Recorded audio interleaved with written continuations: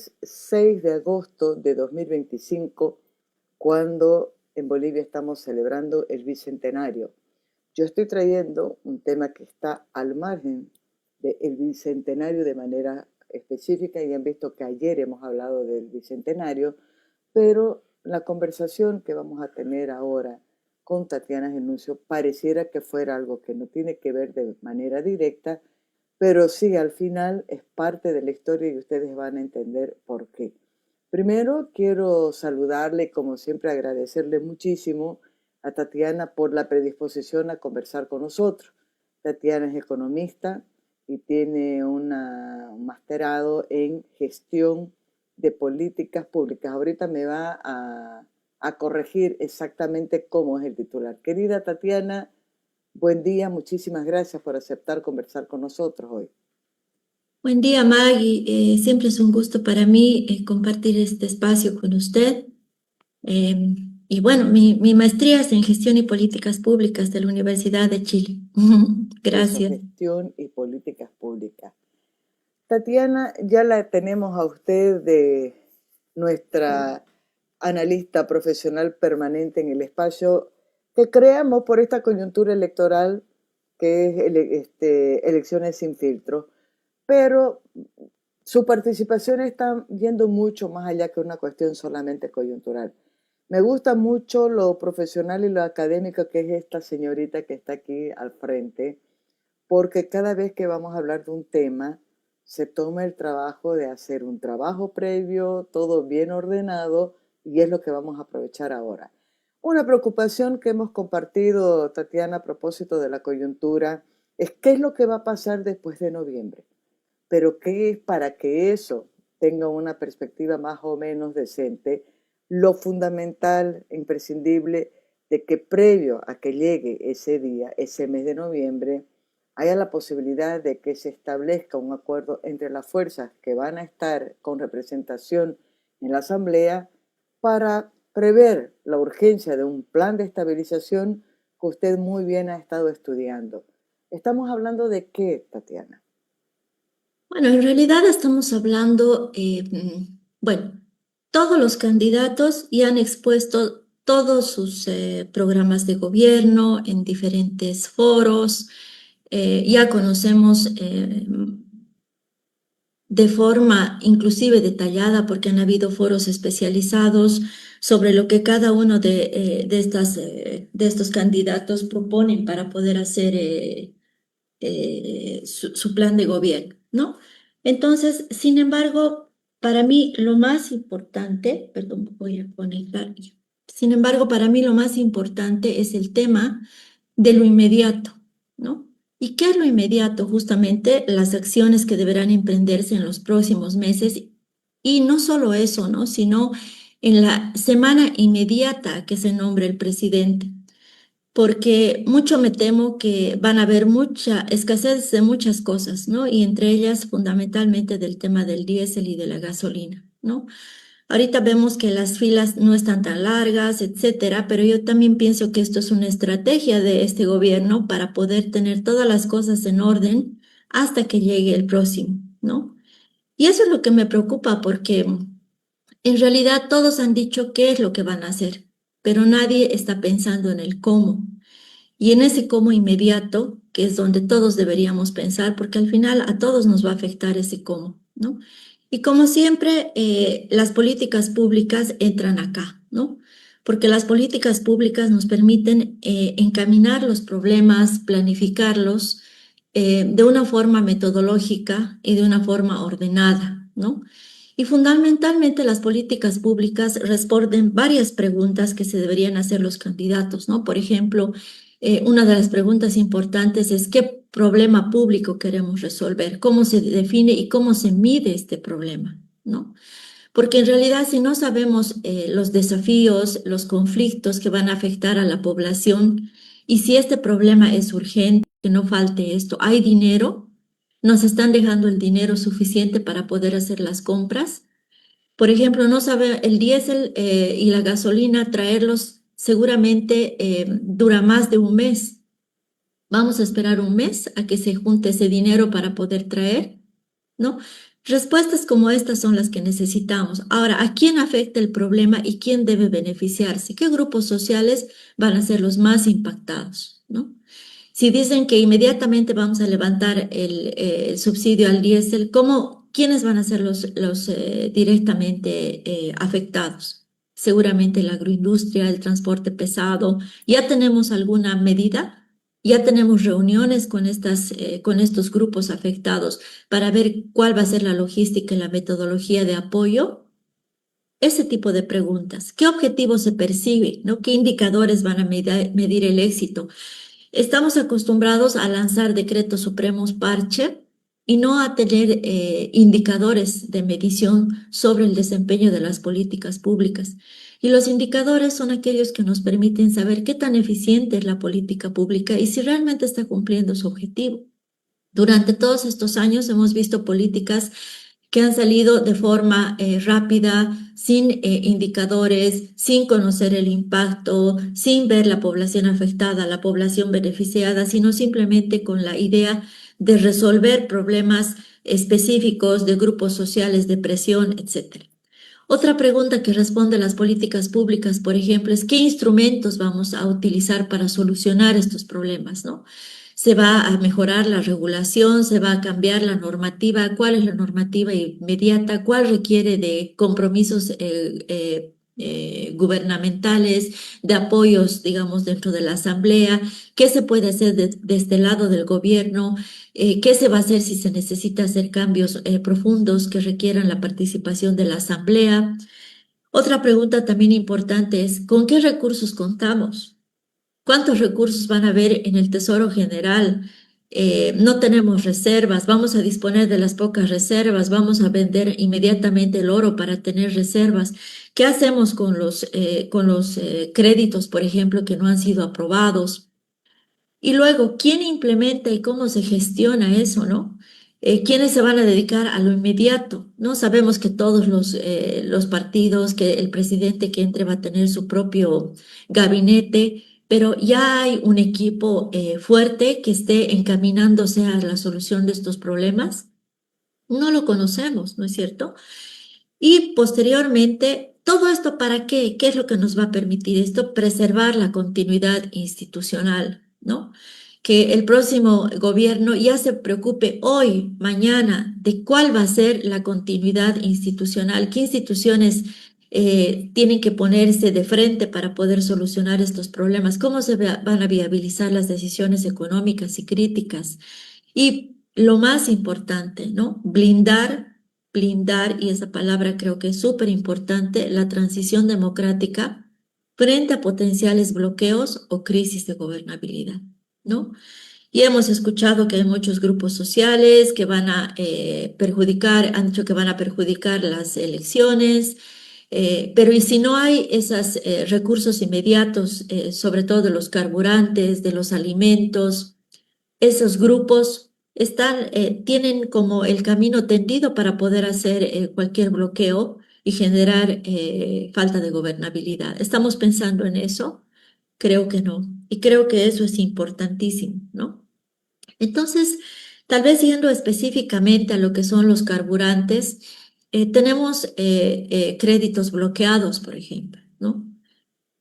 Por la asamblea y esos créditos de alguna manera pueden apoyar al ingreso de divisas justamente para la compra de gasolina y diésel, ¿no? Entonces, todo eso ya se debería estar tratando para ver cuáles son las fuentes internas, porque nadie nos va a prestar, la primera semana de gobierno a nadie le van a prestar ni el fondo ni ningún organismo multilateral el dinero que se necesita, ¿no? Tenemos que ver qué hay dentro de nuestra casa inmediatamente, ¿no? ¿Cuáles son los recursos con los que disponemos? Ahora hay recursos. Estoy viendo, por ejemplo, que se están entregando obras, que se están financiando algunos temas para las universidades, pero ¿y eso es importante y necesario ahora?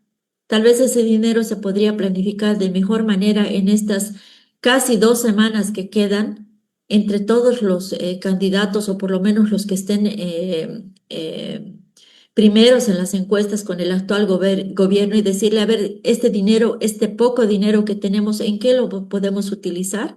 o cómo nos van a dejar las arcas fiscales, ¿no? Cosas de esas que creo que son importantes, porque evidentemente ahora todos los candidatos se están enfocando en repetir, en todos los foros se repite lo mismo, ¿no? Vamos a hacer Sí. esto, nuestro plan es el otro, pero ¿qué hay de lo inmediato? Y lo inmediato creo que es lo más importante, ¿no? Porque va a ser el fundamento de la gobernabilidad y va a dar paso a que de alguna manera no se generen estos reclamos y bloqueos por parte de todos los grupos, ¿no? Porque cuando ya nos tocan el bolsillo, obviamente no solamente van a salir los grupos sociales a hacer sus reclamaciones, sino también nosotros, ¿no? Creo que eso es Claro, importante. a ver, ahorita, ¿qué es lo que uno ve? Muchos ya están hablando de medidas inmediatas.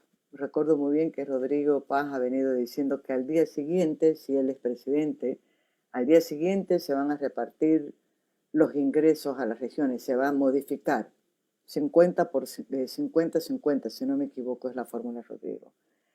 Doria Medina dice que ya tiene un decreto, se acabó la fiesta, ¿no? Tuto ha dicho que en los primeros días ya va a conseguir que vengan y se aprueben no sé cuántos miles, 12.000 creo millones, no me acuerdo, que se abra un crédito con organismos internacionales para tener liquidez. Andrónico también está con sus propuestas inmediatas de al día siguiente va a ocurrir tal cosa. Todos tienen medidas para el día siguiente, pero hay un tema que usted está tocando que es central. Perfecto, esa es tu intención, pero ¿estás preparando el terreno para que eso sea posible o no? ¿Cómo vas a hacer para que eso sea posible? Y ahí entra en juego esta capacidad de estar hablando ya con el gobierno o sobre todo de prever que después del 17 de agosto, con una figura bastante clara, comiencen a establecerse unas mesas de diálogo y de preparación para esa transición. Eso es algo que no se ve como una posibilidad real, Tatiana. ¿Qué tendría que suceder para que se construya eso, que sea posible a partir del 17 de agosto hacer un trabajo de transición democrática real? Bueno, para comenzar, no hay mucho tiempo para hacer planificaciones, metodologías, para em, generar, digamos, cómo se hace una política pública estructurada, ¿no? Tenemos apenas 2 semanas para poder solucionar estos problemas y yo creo que es importante el tema de la voluntad de los candidatos, ¿no? Que ellos tomen un poco conciencia de lo que les espera. No sabemos quién será el presidente, pero sabemos que hay por lo menos 3 a 4 candidatos que van a conformar la asamblea, ¿no es cierto? Entonces, esos son los candidatos que deberían reunirse y tomar las acciones para poder reunirse con el gobierno, básicamente, y establecer un plan de trabajo, ¿no? Que justamente pueda determinar la cantidad de recursos que se necesitan y se van a disponer en las primeras semanas o en el primer mes. Porque está muy interesante este tema, por ejemplo, Samuel decía, se terminó la fiesta, Rodrigo Paz también decía, inmediatamente vamos a ver los recursos que vamos a distribuir 50-50. Pero todo eso implica ahorros dentro del presupuesto aprobado del 2025, ¿no es cierto? O sea, el presupuesto 2025 ha establecido ciertos recursos que se van a destinar a diferentes lugares, pero es un presupuesto, ¿no? De lo que nosotros estamos hablando, de cuánto tenemos hoy en la caja del Estado, ¿no? Porque estamos generando, seguramente hay recursos que estamos generando con diversas actividades económicas, pero eso es el tema que va y que viene, ¿no es cierto? O sea, son ingresos que se generan, se dispone inmediatamente de esos recursos. Entonces, todo lo que proponen estos candidatos son ahorros al presupuesto. Evidentemente, ya no vamos a gastar más adelante en celulares, ya no vamos a gastar en temas, arreglos de oficinas, cambios de alfombras, todo eso, pero todo esto tiene que ver con los recursos que se van a generar dentro del presupuesto para realizar estos gastos. Estamos hablando de lo que hay hoy dentro del Tesoro General de la Nación y dentro de lo que hay hoy como parte de las reservas internacionales y cuáles son los recursos que se van a generar hasta el 17 de agosto. ¿no es cierto? Porque Claro, todo pero lo que viene hacia adelante se va a ahorrar, evidentemente, ya no vamos a gastar, vamos a tener mayor austeridad. Más adelante seguramente vamos a distribuir de mejor manera la participación que tienen las gobernaciones, las universidades. Sí, lo vamos a hacer más adelante, pero ¿cuáles son los recursos que estamos generando hoy para solucionar lo inmediato? claro, estoy pensando que ya cuando toque va a ser un tema muy conflictivo, porque justo en noviembre es cuando se debe de aprobar el nuevo presupuesto general del Estado para la próxima gestión, que es con lo que van a contar el que vaya a llegar a asumir el gobierno, ¿no? No se pueden hacer planes sobre lo que ya se está acabando. Y eso creo que es muy complicado porque no sabemos, dependiendo de los resultados, cuál va a ser el comportamiento de la actual Asamblea Legislativa Plurinacional para dar viabilidad o no a un presupuesto general del Estado para la próxima gestión que sea decente y coherente con los recursos que tiene el país. Y usted en este análisis también ya ha diseñado, ha planteado, Tatiana, cuáles deberían de ser esas medidas económicas urgentes a considerar dentro de cualquiera de las charlas que haya. Estos dos aspectos, por favor, Tatiana, ¿cómo se los puede manejar? Básicamente en el tema de los carburantes, que es lo que más, es lo que mueve en realidad el país, ¿no? Lo más importante es viabilizar estos créditos que han sido bloqueados en la Asamblea, ¿no? Todos los asambleístas que no han querido bloquear estos créditos tenían el mayor argumento de que no sabemos en qué los iban a utilizar. Evidentemente, todos estos créditos tienen nombre y apellido. Sin embargo, el solo hecho de poder ingresar divisas a nuestra economía hace que de alguna manera se reduzca la presión sobre el mercado paralelo, hablando del tipo de cambio, y se generen los recursos para poder hacer estos gastos para carburantes, ¿no? Sin embargo, es importante también definir el tema de la trazabilidad y de la distribución y del control de estos recursos. ¿Por qué? Porque si evidentemente tenemos tanta desconfianza de este gobierno de que una vez que liberen los recursos van a ser mal utilizados, para eso es justamente es que se tienen que reunir estos candidatos con el gobierno de forma inmediata para generar esta trazabilidad de recursos y ver que efectivamente si van a generar las divisas necesarias para poder traer carburantes, haya pues la trazabilidad de decir, esto va a ser para pagar gasolina, esto va a ser para pagar diésel, después esto va a ser para solucionar el tema del transporte pesado en el caso de que los candidatos quieran eliminar inmediatamente el tema del subsidio del diésel, por ejemplo, ¿no? Entonces, es justamente para poder generar estos caminos de trazabilidad y generar comisiones que estén conformadas de forma híbrida, ¿no? No solamente con el gobierno actual, sino también con las comisiones de estos cuatro candidatos que de alguna manera se aseguren de que estos recursos van a ser bien destinados, ¿no? Después, por otro lado, ya deberíamos estar pensando en reunirnos con quienes van a ser afectados, ¿no? No vamos a tener diésel para este transporte público pesado, que es el que transporta todo el tema del agro. ¿Cómo vamos a solucionar? ¿Qué vamos a priorizar? ¿A quiénes les vamos a dar primero? ¿No es cierto? ¿Cómo vamos a ir pensando en el caso de que, porque todos han dicho que se tiene que levantar de alguna manera los subsidios, cómo vamos a focalizar, ¿no? Y para focalizar tenemos que ver cuáles son las personas que van a ser afectadas. Para eso tenemos tantos instrumentos que se han creado en este tiempo, por ejemplo, el bono Juancito Pinto, el bono Juan Azurduy, que de alguna manera ya nos muestra quién es la gente más vulnerable que va a ser más afectada, que si se requieren de alguna manera compensaciones para estos grupos vulnerables. Y por ejemplo, en tanto siga habiendo estos subsidios, va a seguir habiendo contrabando, ¿no? Y una de las cosas que hay y que realmente son buenas dentro del sector energético es el BESISA, por ejemplo. Todos los carros tenemos ese BESISA que nos dice dónde cargamos, hacia dónde llevamos. Entonces, yo la verdad es que no entiendo cómo funciona ese sistema, pero ya está hecho. Entonces, seguramente hay que utilizarlo y utilizarlo de la manera correcta, de la manera honesta, para que justamente podamos utilizar estas herramientas que ya tenemos para poder prever toda esa situación, ¿no?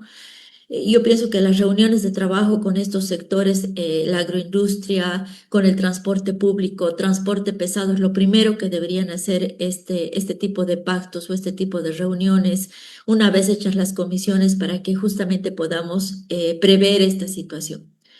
Y el segundo punto, el tema de la generación de divisas, ¿no? Todos se quieren prestar de los diferentes fondos, del Fondo Monetario, de la CAF, del BID. ¿Por qué no empezar ya ahora a hacer reuniones con estos organismos internacionales, planificando y planteando cuáles son nuestras necesidades inmediatas y cuáles son los indicadores económicos que debemos de alguna manera tratar para poder solucionar este tema de la estabilización del tipo de cambio, ¿no? ¿Por qué esperar a reunirnos con estos organismos internacionales hasta noviembre, que posiblemente sea la segunda vuelta, octubre, noviembre, para poder reunirnos y establecer ya comisiones de trabajo?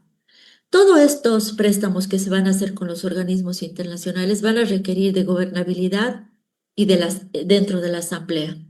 Y estos cuatro candidatos sí o sí van a ser participantes de la asamblea. Entonces, ¿qué es lo que estamos esperando ahora para poder ya llevar adelante estas conversaciones con estos organismos internacionales para de alguna manera ir señalando, ¿no?, las pautas, las metas de trabajo y planificar qué es lo que se va a requerir, ¿no? Entonces, creo que eso, fundamentalmente, el tema de carburantes y el tipo de cambio es lo más importante, porque va a ser lo que realmente nos va a impactar en las primeras semanas de gobierno, ¿no? Tatiana, lo complicado está en este punto, ¿no? ¿Qué tipo de o qué posibilidad real hay de que puedan sentarse, ir pensando en lo que debe hacer y las acciones que deberían estar tomando en conjunto?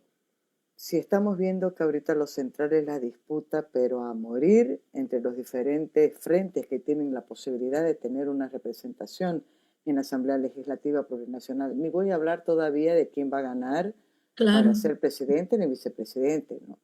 Hay tal pugna que no parece que haya una posibilidad de ir estableciendo algún tipo de mesas de trabajo, independiente de lo que vaya a hacer, porque son muchas las cosas más que tienen en común que las que los separan, excepto los que tienen que ver con el bloque que representa al MAS.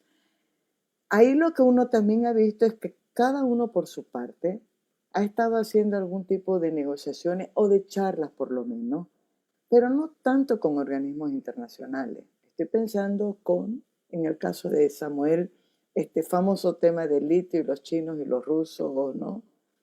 Perdón, y demás.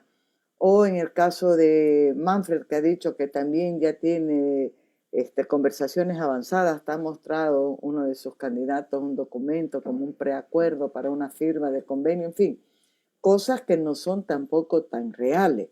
Pero vuelvo, el tema de fondo, la preocupación de fondo, qué posibilidad real puede haber, tanto de parte de los frentes que están en disputa ahorita, que en vez de ir construyendo, no digo que no confronten, pero se están diciendo cosas tan feas que creo que dificultan cualquier, o van a hacer más difícil la necesidad de hacer reuniones o acuerdos posteriormente. Pero lo otro también, la gran dificultad que hay de poder hacer que el gobierno se sienta a conversar con las diferentes fuerzas que están ahorita en disputa y que diga de manera transparente, esta es la realidad, este es el país que van a recibir. Y eso es cierto, Maggie. Todo esto que mencionaba usted del litio, de los acuerdos que están haciendo, de las charlas que están teniendo algunos candidatos, yo pienso que todo eso es de largo plazo, o por lo menos de mediano plazo, ¿no? Aquí un tema de contrato de litio, vender el litio por adelantado, eso no se va a hacer la primera semana, ¿no? Entonces, lo que estamos hablando ahora es de lo inmediato, de lo que se puede hacer de aquí hasta el momento en que se posesione el nuevo presidente. Entonces, ¿cómo lo podemos lograr? Yo pienso que es la presión social lo que debería primar en esta situación. Por un lado, nosotros, como digamos, parte ¿no? De este país que queremos, que tenemos acá invertidas todo, digamos, ¿no? Que tenemos nuestros hijos, que tenemos nuestros trabajos, nuestros negocios. A todos nos interesa que todo funcione esto de alguna manera que sea llevadero. ¿Por qué en este momento no hay convulsión social? Y creo que eso lo han hablado también en su programa y muchos candidatos y muchos analistas lo han dicho. Porque ahorita todos tenemos la esperanza de que las cosas vayan a cambiar, ¿no? Todos estamos atentos sí hay una incertidumbre, pero todos tenemos una esperanza de que esto pueda continuar de mejor manera y que nos dé ciertas mecanismos que nos puedan estabilizar, ¿no? Que puedan estabilizar nuestra economía, nuestros ingresos y que nos den oportunidades de negocios, etcétera, con mayor seguridad jurídica, con mayor seguridad social. Todos estamos esperando eso, ¿no? Pero el hecho de esperar no puede convertirse en una pasividad, ¿no? De parte nuestra, y menos de los candidatos, porque al final todos están poniendo la confianza en uno y en el otro. Y por lo menos de parte de este grupo de candidatos que de alguna manera quieren solucionar los problemas y que los están planteando, sí hay estos problemas, esto es como vamos a solucionar, por lo menos de alguna manera la gente se está apoyando en ese grupo de candidatos, ¿no? Que, bueno, los llaman de la derecha, etcétera, pero son los candidatos que de alguna manera están transparentando los problemas que efectivamente todos los estamos viendo y que los queremos solucionar. Entonces yo pienso que es un tema de voluntad de parte de estos candidatos y de responsabilidad, ¿no? Creo que Creo que sobre esa todo es, responsabilidad. sí, sí, porque al final, muy bien, yo voy a ser presidente, ¿y qué voy a hacer la primera semana? ¿Voy a tener el apoyo de estos? No, no es cierto. Es la responsabilidad que hoy tengo de poder agrupar a estas personas y decir, bueno, vamos a trabajar juntos, tal vez uno de presidente y el otro dentro de la asamblea, pero vamos a necesitar el uno del otro para poder levantar este país y para poder ver qué realmente, con cuánto nos están dejando.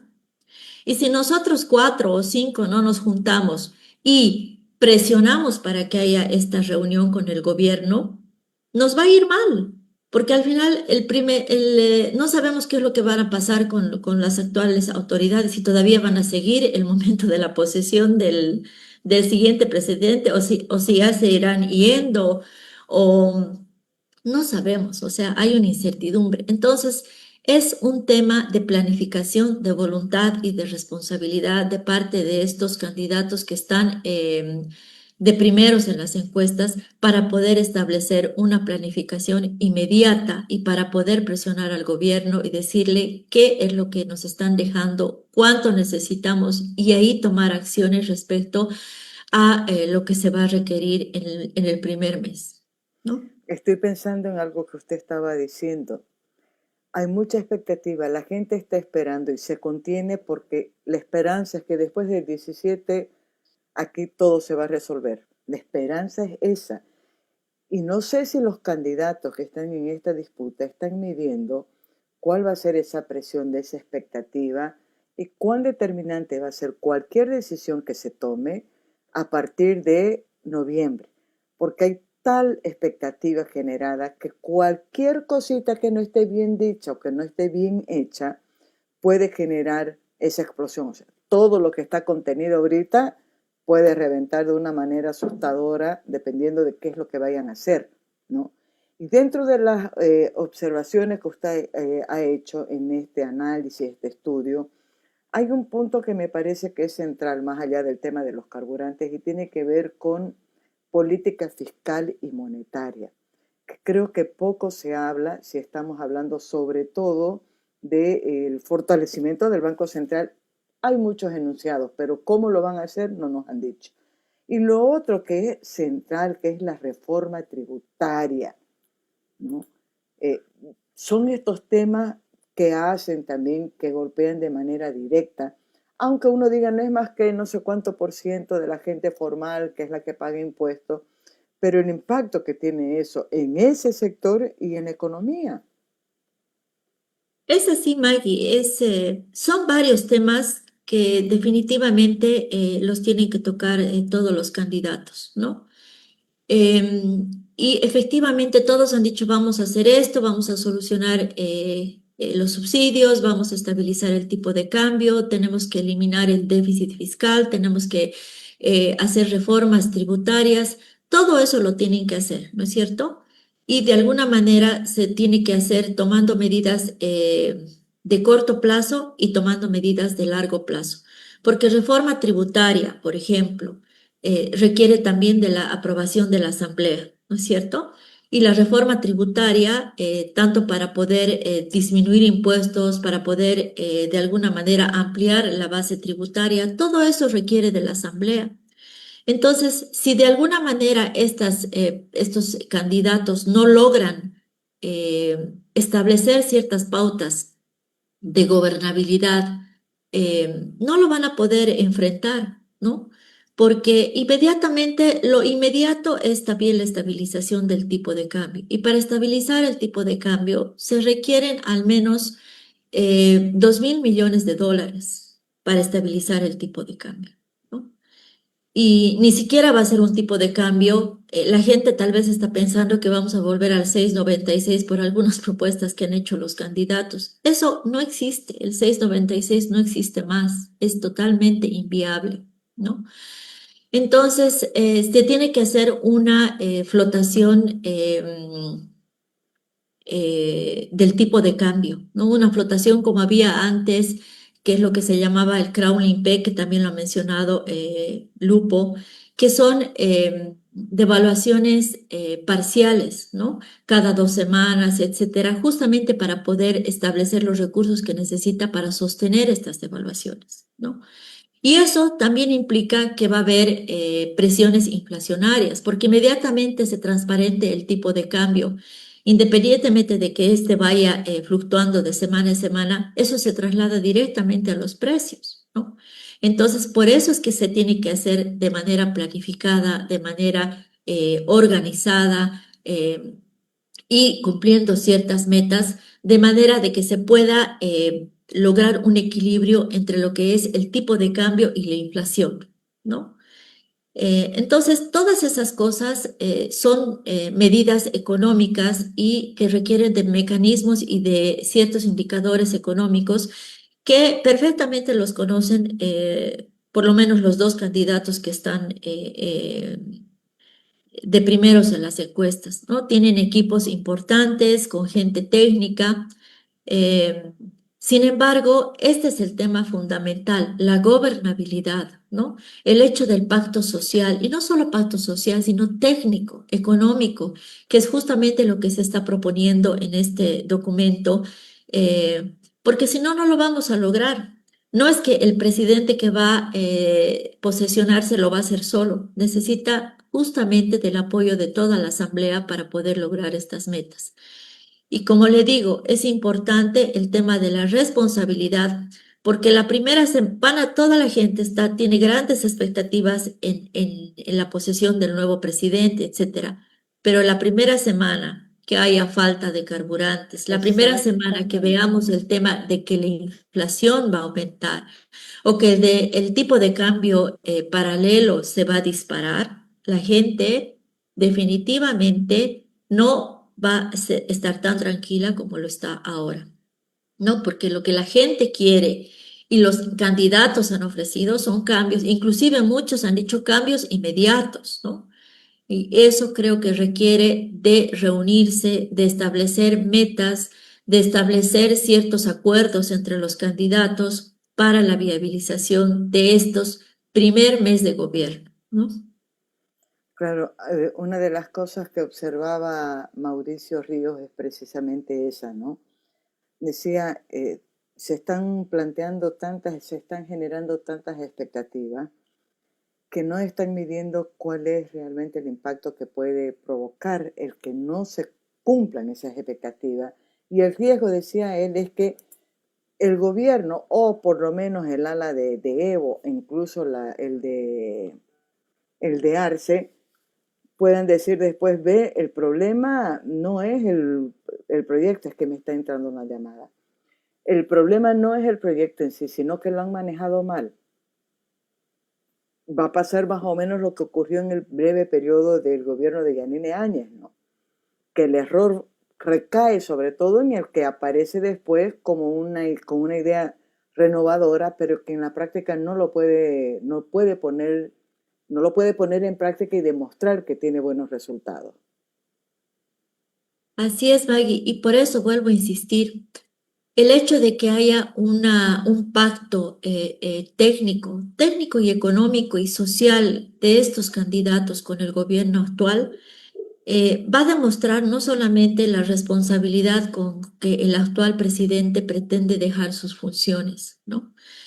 Y va a apoyar de alguna manera a estos candidatos para decir, así nos están dejando este país, ¿no? Entonces, por responsabilidad del actual presidente, por responsabilidad de estos 3 o 4 candidatos que van a formar parte del nuevo gobierno, es imperativo que se realice este pacto social para saber efectivamente cómo está la situación y para que de alguna manera se le diga a la gente, ¿saben qué? Durante 3 semanas no vamos a tener gasolina, ¿no? Así que ojo, porque así están nuestras cuentas, así están nuestros recursos y no nos alcanza y nos alcanza solamente para solucionar estos 2 o 3 temas que necesitamos de alguna manera o que son prioritarios para el país. Bueno, no, Entonces, sí, sí, ese no, es el tema. sí, Ese claro, es, mi preocupación sigue estando en esto, ¿no? Lo ideal fuera eso, que digan, miren, la cosa va a estar difícil. No va a haber una fórmula que al día siguiente ya todo va a estar bien, que va a haber combustible y que va a costar 5 bolivianos, no sé. Lo que estamos viendo es exactamente lo contrario, Tatiana. La así es. expectativa es que en 100 días esto se va a resolver, que al día siguiente yo voy a estar con los recursos en mi cacha más o menos, ¿no? Que en una semana va a haber dólares y va a haber combustible. Esa expectativa que están generando y que saben además que no es real, porque no creo que estén equivocados y creyendo que eso sea posible. Considerando eso que estamos viendo en la realidad, mi preocupación es esta, ¿no? ¿Cuánto hay de verdad cuál es la posibilidad real de que se pueda avanzar en lo que se está proponiendo? Que de manera previa se sienten y digan, a ver, esto es lo que está pasando, hay que decirle a la gente que se vaya preparando por tal y cual. El tema de la campaña electoral y cuánto puede pensar en mi votante, en mi elector, es lo que está marcando absolutamente todo. Así es. Bueno, la verdad, Maggie, que la única forma de lograr este pacto eh, preelectoral, ¿no? Y de gobernabilidad postelectoral depende solamente de la voluntad y de la transparencia con la que quieran actuar, no solamente los candidatos, sino el actual gobierno, ¿no? Y bueno, y de la presión que hagan estos candidatos, tomando en cuenta la responsabilidad que tienen en sus manos, ¿no? Porque nuevamente digo, todos dicen se acabó la fiesta, vamos a dejar de utilizar en todo, pero todo eso está basado en un presupuesto. Y el presupuesto es como su nombre lo indica, ¿no? Para salarios vamos a gastar tanto, para bienes y servicios vamos a gastar tanto, pero los recursos en este momento no es que están del presupuesto de 2025, no es que están guardados en una caja, ¿no? Sino es todo lo que se genera dentro de la economía como en una casa, ¿no? Entre el sueldo cada fin de mes y uno va distribuyendo en función de ese sueldo. ¿Qué es lo que tenemos ahora como país? A ese sueldo, a esos recursos me estoy refiriendo, no a lo que me van a pagar en 2 meses, ¿no? O la venta de un terreno, o un trabajo, o una consultoría que voy a hacer en los próximos meses. ¿Qué tengo hoy para enfrentar la situación que se me presenta la siguiente semana? ¿No? Entonces, Maggie, evidentemente parece que esto fuera realmente algo utópico, ¿no? Que se puedan reunir, que de alguna manera puedan transparentar las cuentas, pero es un tema que deberían considerarlo, que deberían tomarlo en cuenta, sobre todo por la responsabilidad del que va a ser presidente, ¿no? Por la responsabilidad, no con él mismo, sino con toda la gente que está esperanzada en este momento, que no está saliendo de sus casas a hacer bloqueos, que no está saliendo a hacer convulsión social, porque está pensando en que en la primera semana o el primer mes esto va a mejorar. Claro, aquí una pregunta más, Tatiana. Hay la necesidad, usted ya lo remarcó antes, de una presión también desde la sociedad civil, ¿no es Claro, cierto? Eso significa que tenemos que tener una población debidamente informada, no así. solamente con memes de ida y vuelta. Algo que tal vez es más complicado, no tanto si uno dice cuál es la responsabilidad que tienen también, más allá de dónde esté su corazoncito, los colegios de profesionales o las instituciones que tienen una incidencia directa. Y ahí voy a sumar a los actuales asambleístas, que no se sabe si van a continuar o no, pero que tienen un rol determinante y tal vez hasta más poder que los colegios, que los candidatos, de obligar a que las autoridades en este momento de gobierno pongan en claro cuál es la situación y como son representantes de diferentes bancadas que están también en disputa electoral, sean este puente. Estoy pensando en el rol que pueden tener los asambleístas para lograr esta propuesta que usted está haciendo, más allá de que la población tenga que hacer la presión. Asamblea Legislativa Plurinacional, la actual, y los colegios de profesionales. Es así, así es. Esos son los grupos que de alguna manera deberían dirigir este pacto, ¿no? Que de alguna manera deberían presionar para que haya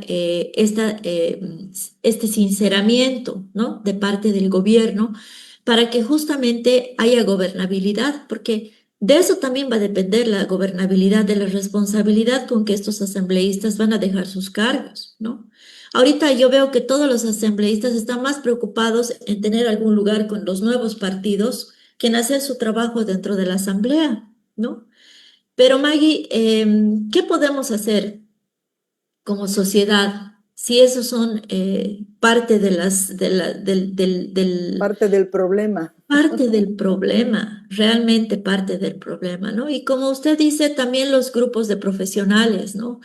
Porque somos, pues, en realidad, somos muy egoístas. O sea, creo que hemos aprendido de alguna manera a buscar siempre nuestro interés y creo que eso debería cambiar en oportunidades de bicentenario, ¿no? Yo en anterior entrevista que he tenido con usted he dicho, todos hacen sus foros, los agropecuarios, los de la Cámara de Hidrocarburos, los de la Cámara de Electricidad, los de los Transportistas, médicos, transportistas, los médicos, bueno, y todos obviamente para de alguna manera comprometer a los candidatos y establecer su agenda de necesidades, ¿no? Pero, ¿quién hace, y lo vuelvo a repetir, ¿no? ¿Quién hace el foro para la persona que vende todos los días en la esquina, para ver sus necesidades, para que tenga alguna oportunidad de mejorar su negocio, para los jóvenes que no quieren irse? No, no hay esos grupos representados que de alguna manera tengan los recursos para hacer su foro, ¿no? Entonces creo que es importante que de eso se ocupen estas fundaciones. Por ejemplo, una de las fundaciones que para mí es súper importante es Fundación Jubileo, por ejemplo, ¿no? Que hace estos temas de foros que son para jóvenes, etcétera, y que de alguna manera quiere transparentar la información. Esas ONGs, estas fundaciones son las llamadas a un poco generar este tipo de pactos, que de alguna manera lo voy a llamar pactos de responsabilidad, ¿no? Y responsabilidad mutua, no solamente por el tema de los que van a entrar, sino también de los que van a salir, ¿no? Y la verdad es que no le veo más, o sea, es el tema de la presión de estos grupos, de las capacidades, de las herramientas que cuentan para poder de alguna manera lograr estos convenios y hablarle a la gente, ¿no? Y decir, nos vienen temas, vienen tiempos de ajuste, ¿no? Pero tomarlos con la verdadera responsabilidad y sin salir a la calle y exigir algo que no se puede lograr porque no existen los recursos, ¿no? la verdad que panorama complicado. Lo que vamos a hacer, Tatiana, vamos a aprovechar el documento que usted ha preparado. Yo sé que va a decir que sí. Lo vamos a compartir tal como está, con un pequeño encabezado, porque creo que es importante que la gente también tenga con claridad los puntos y está tan bien explicadito de una manera muy concreta, muy puntual, para que tengamos elementos sobre los cuales podamos nosotros debatir, reclamar o proponer salidas como la que hemos estado haciendo aquí. No falta Así, nada para la elección, ¿no? nada, Faltan, nada, ¿qué? 12 días, eso es lo que faltan, menos de 2 semanas. Entonces así tenemos es. poco tiempo como para machacar en algo que es central, como son los temas que hemos traído en esta conversación, Tatiana. Así es, Maggie. Esperemos que todos podamos poner nuestro granito de responsabilidad dentro de esta sociedad, ¿no? Y no solo esperar que las cosas se solucionen, ni creer que vamos a tener soluciones mágicas y rápidas la primera semana. Lo primero es eso, ¿no? Tener la absoluta conciencia y claridad de que por más que nos digan que al día siguiente, que en un mes, que en 100 días, que no sé, que a partir del 1 de enero la magia llegó, nosotros seamos conscientes de que eso no es posible. Cuesta porque uno pues quiere soñar Por en que supuesto. todo lo otro sí es posible. Pero gracias, querida Tatiana. Vamos a ver cómo hacemos seguimiento a este tema.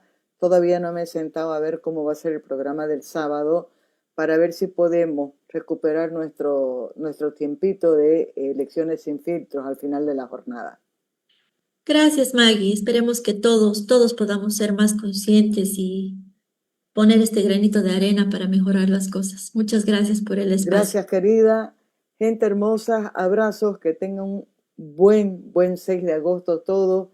Me imagino que la mayoría ya ha hecho sus maletitas y debe estar aprovechando el feriadazo, como uno dice, porque no es solamente hoy y mañana jueves, sino que muchos van a aprovechar de hacer el puente hasta el próximo lunes. Chao, gente. Chao, Tatiana. Chao, Davidco. Gracias, gracias. Santa Cruz está en alerta amarilla y desde enero venimos trabajando para estar preparados. Más de 1,000 personas capacitadas, acciones preventivas en todo el departamento, talleres técnicos con bomberos, comunidades con planes de prevención.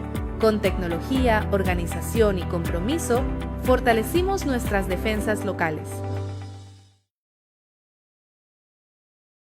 Atención Santa Cruz. Las vacaciones escolares se adelantaron debido a la emergencia sanitaria por sarampión. Estas no son vacaciones comunes, sino una medida epidemiológica preventiva para proteger la salud de todos. Por eso, es fundamental actuar con responsabilidad, evitar los viajes interprovinciales e interdepartamentales. Y si el viaje es estrictamente necesario, recordá llevar el carné de vacunación del menor de 5 años. Seguí estas recomendaciones. Usa barbijo si tenés síntomas respiratorios. Evita asistir a eventos masivos. Verifica que tus hijos e hijas tengan el esquema de vacunación completo, porque si no vacunamos a nuestros niños, pueden enfermar gravemente. El sarampión puede causar neumonía, encefalitis, ceguera, sordera e incluso la muerte. Activate contra el sarampión y ayudemos a cortar la cadena de contagio.